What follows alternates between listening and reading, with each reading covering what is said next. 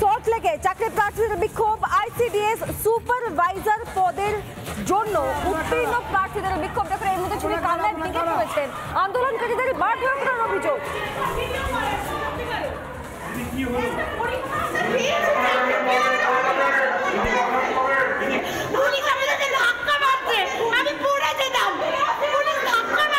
কেন মারছে কেন?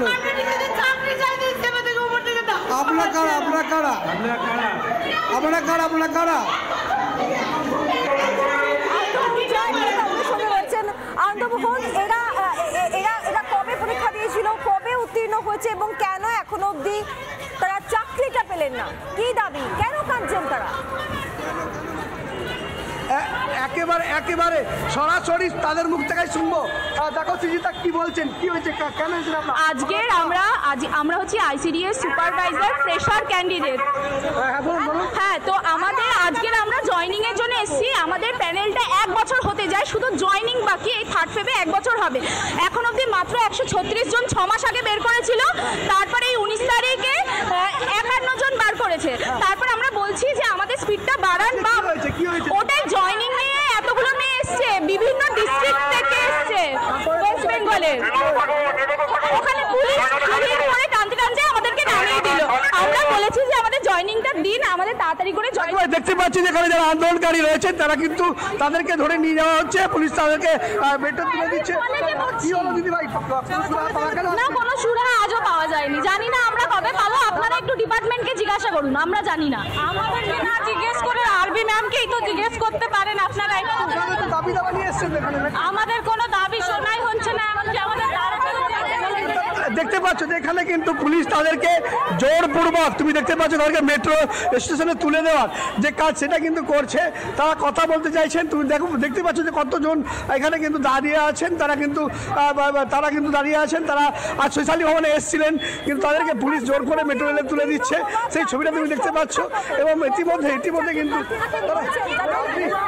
দিদি আপনি কোথা থেকে এসেছিলেন? দিদি ক্যান্টনমেন্ট থেকে, দমদম ক্যান্টনমেন্ট থেকে। আপনি কি আন্দোলনকারীর মধ্যে?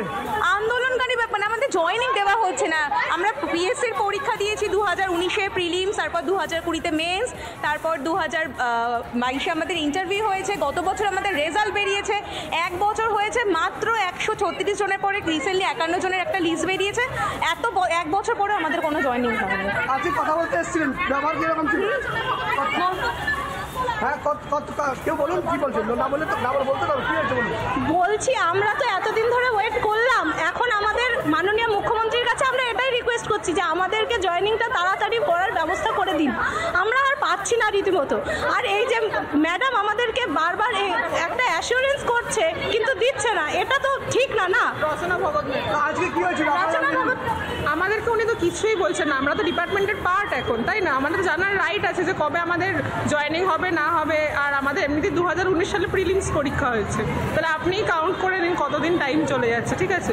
তো উনি আজকে বললেন যে উনি আজকে গিয়ে মানে প্রায় 1 বছরের দোরগোড়াতে এসে উনি এখন চেক করছেন পিভিআর এবং মেডিকেলের স্ট্যাটাস। সেটা তো একদমই কাম্য নয় না স্যার। ওগুলো পাওয়া যাচ্ছে না কেন? মেডিকেল বা প্রিভিআর? না, সবার ক্ষেত্রে আমি জানি না, তবে কিছু জনের মেডিকেল এবং পিভিআরের সম্বন্ধে কিছু অসুবিধা হয়েছে। আজকে আমরা ম্যাডামের সাথে কথা বলতে ঢুকেছিলাম। ম্যাডাম বলেছেন আমার কনফিডেন্সিয়াল অফিসিয়াল ম্যাটার আপনারা কবে পাবেন আমরা বলবো না। আমরা বলেছিলাম ম্যাডাম আমাদের তো লাস্টের দিকে যাদের র্যাঙ্ক আছে তারা কবে জয়েনিং পাবে? ম্যাডাম বললেন সেটা আমার ব্যাপার। এখন তো দেখাবো যে এই যে মেট্রো স্টেশন, সেখানে কিন্তু পুলিশ তাদেরকে পৌঁছে দিয়েছে যাতে তারা বাড়ি ফিরে যায়।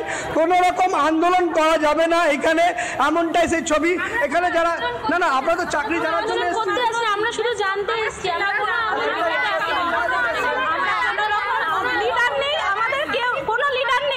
আমরা ইন্ডিভিজুয়াল আমাদের চাকরির ব্যাপারে জানতে এসেছি। জানতে এসে পুলিশের ঘাট ধাক্কা খেয়ে আমাদের ডিপার্টমেন্ট থেকে বেরোতে হয়েছে।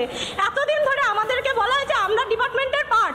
যদি ডিপার্টমেন্টের পার্টই হবো তাহলে আমাদেরকে কেন ধাক্কা মেরে বের করা হলো? মাত্র 51 জন, 2931 জনের মধ্যে মাত্র 51 জনের কি যোগ্যতা? আমাদের কোনো যোগ্যতা নেই। আমরা তাহলে লিস্টে থেকে আমরা কেন এত ডিপ্রাইভড হব?